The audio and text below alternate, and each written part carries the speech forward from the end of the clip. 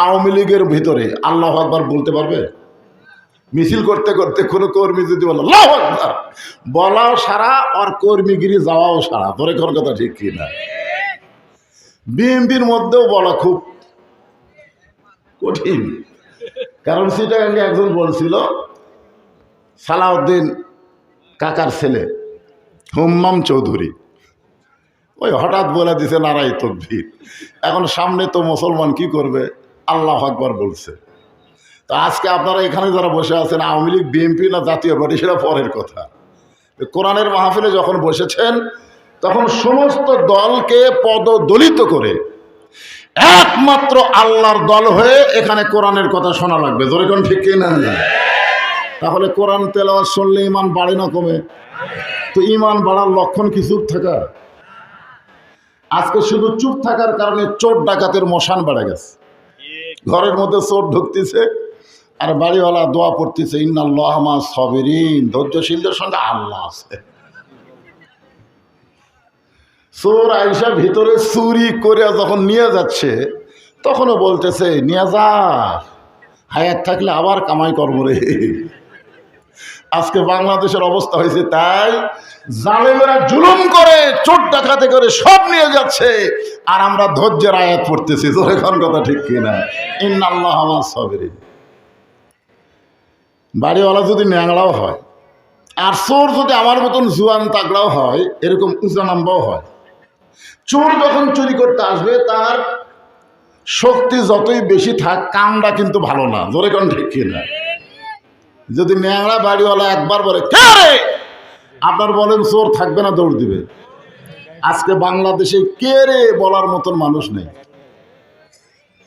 আজকে স্যান্ডেল চোরা মসজিদের বাহিরে ঘরে আর কয় আমাকে ভয়ে সব ভালো জুতা মসজিদের মধ্যে ঢুকছে। এ চোর কিন্তু বেশি না, মাত্র দুইটা। দুই চোরের কারণে আমরা ভালো মানুষগুলো স্যান্ডেল সব মসজিদের মধ্যে নিয়ে যায়। একটু হোহা করা লাগবে, তাছাড়া তো আমার ওয়াজ লিল্লাহে তাকবীর। কে খুশি, কে বেজার? মাশাআল্লাহ। যাদের মধ্যে শয়তানি আছে তারাও বেজার। শয়তান তো আসলে জিনের মধ্যে খুব বেশি না, মানুষের মধ্যেই শয়তান বেশি। সূরা নাস পড়েন তাহলে বুঝবেন।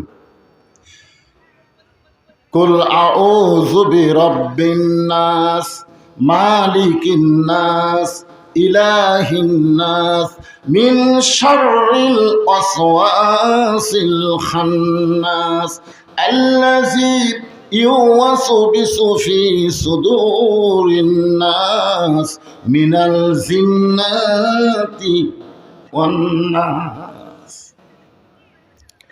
আসুন, যে আয়াতে কারিমা তেলাওয়াত করেছি সেইটা দিয়ে আপনাদের সামনে তাফসির হবে। তার আগে জানতে চাচ্ছি আপনারা সকলে কেমন আছেন? আলহামদুলিল্লাহ। খালি কয় হুজুর আপনি কেমন আছেন? আরে আমি কেমন আছি সেটা ওয়াজের মধ্যে বুঝতে পারবেন। আপনারা ভালো থাকলে আলহামদুলিল্লাহ। যে আল্লাহ দয়া করে রহম করে আজকের এই জান্নাতের বাগানে আমাদের কবুল করেছেন, আমরা সে আল্লাহর পরে খুশি না বেজার? তাহলে জবান করে সমস্বরে সকলে বলবো রব্বানা লাকাল হামদ হামদান কাসীরান তাইয়িবান মুবারাকান ফিহি। আমরা প্রশংসা করলাম কার? মাশাআল্লাহ। নেতার প্রশংসা করলে নেতা ভোট বেড়ে যাবে, আপনাদের কোনোই লাভ হবে না। বক্তার প্রশংসা করলে বক্তা দাওয়াত বেশি পাবে, কিন্তু যারা প্রশংসা করে তাদের কোনো লাভ। ডাক্তারের প্রশংসা করলে রোগী বেশি হবে, যারা প্রশংসা করলো তাদের কোনো লাভ নাই। কেবলমাত্র আল্লাহর প্রশংসা করলে আল্লাহর কোনো লাভ নাই। যারা প্রশংসা করলো আল্লাহ তাদের প্রতি এত খুশি হয়, আসমান জমিনের ফাঁকা জায়গায় নেকি দিয়ে পরিপূর্ণ করে দেয়। এই যে সুবহানাল্লাহ করলে না, আপনি বসে আছেন ডাড়কি পাড়ায়, কবে জান্নাতে যাবেন? তার আগেই আল্লাহ আপনার নামে একটা জান্নাতে গাছ লাগাই দিল। আবার সুবহানাল্লাহ, আবার একটা গাছ হলো। এই গাছগুলা কি ইউক্যালিপটাসের গাছ? এমন একটা ফলবান বৃক্ষের গাছ হবে যার ছায়া অতিক্রম করতে একটা তাজা ঘোড়া দৌড়ালে 500 বছর সময় লাগবে। সর্বশেষে যেই ব্যক্তিকে আল্লাহ জান্নাত দিবে, সেই জান্নাত এই পৃথিবীর চাইতে 9 গুণ বড় হবে। তাহলে সুবহানাল্লাহ বেশি বললে লস নাই, যত বলবেন ততই গাছ। আলহামদুলিল্লাহ। কি রে বাবা, কি কবি?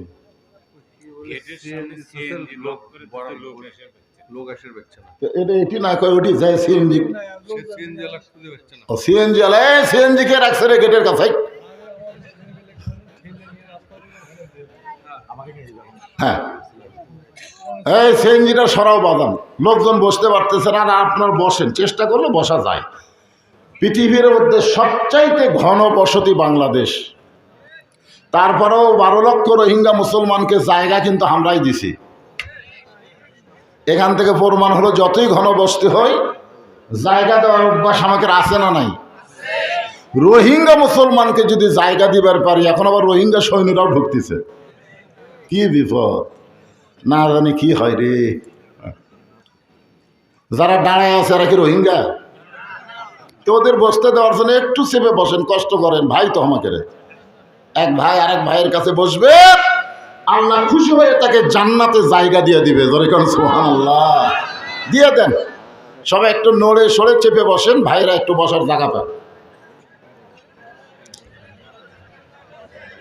হ্যাঁ, জিকির করেন আর সামনে চাপেন। লা ইলাহা ইল্লাল্লাহ, লা ইলাহা ইল্লাল্লাহ। এটা চাপার জিকির, তাহলে জিকির করলে হবে না, একটা করে ঝোঁক মারা লাগবে, সামনে আসা লাগবে। লা ইলাহা ইল্লাল্লাহ, লা ইলাহা, লা ইলাহা ইল্লাল্লাহ মুহাম্মাদুর রাসূলুল্লাহ সাল্লাল্লাহু আলাইহি ওয়াসাল্লাম। ইযা আসাবাতুহুম মুসিবাতুন ক্বালু ইন্না লিল্লাহি ওয়া ইন্না ইলাইহি রাজিউন।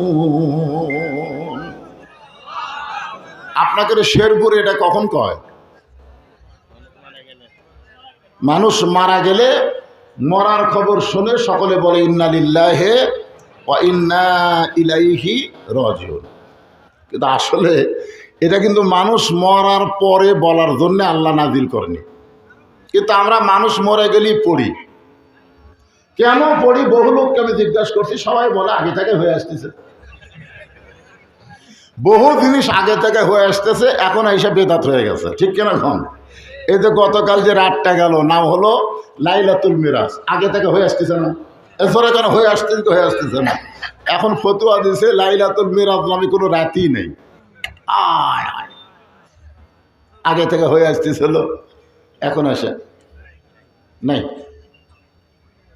এই কয়দিন পরে রমজান মাস আসবে, একদল খালি ফতুয়া নিয়ে বসবে 8 রাকাত না 20 রাকাত, 8 রাকাত না 20 রাকাত। যেরকম কথা ঠিক কিনা? অথচ আল্লাহ রাসূল দোয়া করেছেন, আল্লাহুম্মা বারিক লানা ফি রজব ওয়া শাবান ওয়া বাল্লিগনা রমাদান। যেরকম সুবহানাল্লাহ। আমরা ফতুয়াবাদী নবী পাইনি, কিন্তু নবীর এই অনুসারে আলেমেরা এতই ফতুয়াবাদী করতেছে ভাই। আগে থেকে হয়ে আসতেছে। হুজুর মানুষ মরলে সবাই কয়, আমরাও কই। কিন্তু এখানে আল্লাহ কি বলতেছেন দেখেন, ইজা মানে যখন। এরাও একটা বিপদ। এই চারটে খোঁজলে দেখেন সব সিদার করা, এটা লয়। চশমালা সিদার করা লয়। খোঁজলে দেখেন, বিশ্বাস যদি না হন, এই কটা সিদার করা।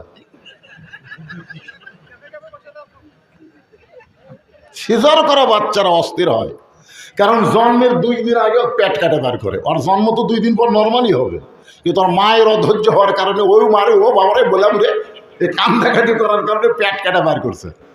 পেট কাটা দেখে ঘুমের মধ্যে আছে। এখন ঘুমন্ত বাচ্চারা কেমনে বার করবে? তখন নার্স কি করে পেটের থেকে বার করে ডাক্তার বলে একটা ঘুরে আনতে, এরকম একটা ঘুরে আন দিল, ওর মাথার ঝাঁকি খায়, ওই যে ঝাঁকি খাওয়া খাতে ভাই।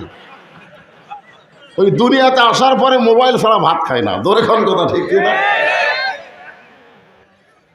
এই সিজার করাগুলো যদি তিনটা একসাথে বসে বিপদ। এটা ঠিক আছে, চশমাওয়ালা ই নর্মালে হচ্ছে।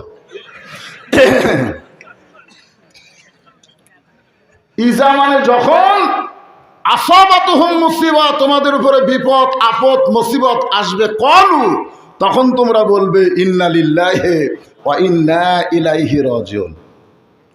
আপনার বলেন তো ভোটের আগে মুসিবত কারকে বেশি হয়েছে? ভোটের আগে আয় হায়, আমার এলাকার একটা মানুষও বাড়িতে নেই, সব আলুর বাগুরের মধ্যে বাসার মধ্যে।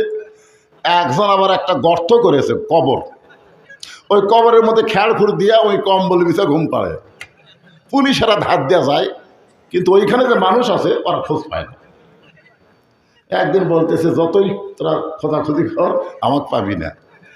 এ কথা বলে ঘুমায় গেছে। এমন সময় আল্লাহ তাআলা, এটা আমি হেকমতের সাথে বলতেছি, আল্লাহ তাআলা আজরাইলকে পাঠাচ্ছে যা তো পুলিশের পোশাক করে ওর কাছে। তো আজরাইল সাহেব সালাম দেবো, ভাই খবর, এই গোপন জায়গায় তুই কেমনে খবর পাইলি?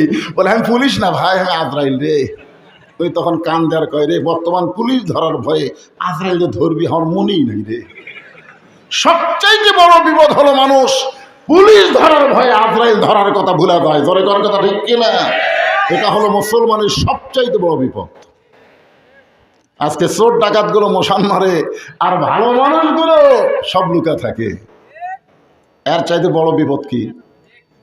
এই বিপদে আপনারা ইন্না লিল্লাহ পড়ছেন? আপনারা কখন পড়েন? যখন মানুষ মরা জান্নাতে যায় তখন আপনারা পড়েন।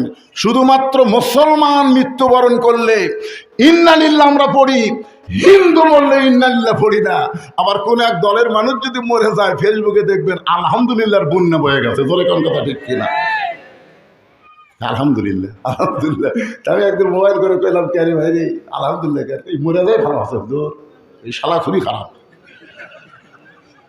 তা আপনারা কি মরার পরে ইন্না লিল্লাহ হবে না আলহামদুলিল্লাহ শুনবেন? কোনটা শুনবেন? একটু মনোযোগ দেন।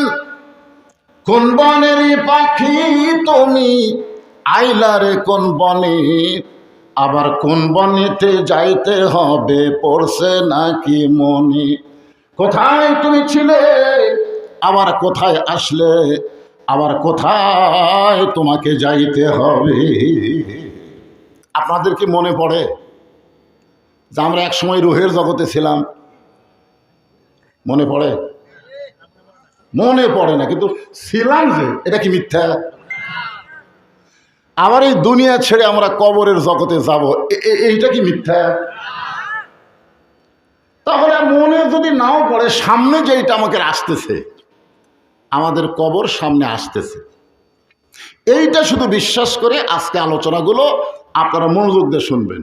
আর এখানে কখনো মনে করবেন না যে আমার বয়স কম, আমার মৃত্যু পরে হবে, এইটা কেন মনে করেন না। এটা কিন্তু শয়তানি খেয়াল। অনেক সময় দাদা বেঁচে আছে, লাতি মরে গেছে। জোরে কোন কথা ঠিক কিনা? এরকম আপনারা দেখেন নাই? লাতি R15 হোন্ডা লিহা সেই পেছন পেছন পেছন করতে করতে ট্রাকের সাথে বাজে গেছে, লাতি মরে গেল। আরে দাদা কয় রে। তো এটা কখনোই মনে করবেন না যে বদরুল রশিদ বাড়ির থেকে শেরপুরে ওয়াজ করতে আইছে আবার বাড়িতে বইয়ের কাছে ফেরত যাবে, এটা আমি কখনোই মনে করি না। কারণ যে কোনো সময় আমাদেরকে আজরাইল ধরবে। কথা ঠিক? তো আজরাইল ধরা পড়ার আগে আমাদের করণীয়টা কি, আজকে সেই বিষয় নিয়ে আপনাদের ডানকি পাড়ার মাহফিলে আলোচনা করতে চাই। শুনতে রাজি আছেন ভাই? আমি এই কথা কখনো বলবো না যে এই কথা আজকে বলা গেল না, আবার চান্স চালে বলবো। এই কথা আমি কোনোদিনও বলিও নি, 38 বছরে কোনোদিন বলবোও না। কারণ আগামীকাল পর্যন্ত বাঁচার গ্যারান্টি নিয়ে আমি টেজত বসিনি। ঠিক? তাহলে আগামী আবার বলবো, এ কথা বলবো কেন? আমি যেটা ধরবো এটা শেষ করে আপনাদের বুঝাই দেবো। যারা দাঁড়ায় আছেন তারা একটু বসলে ভালো হয়।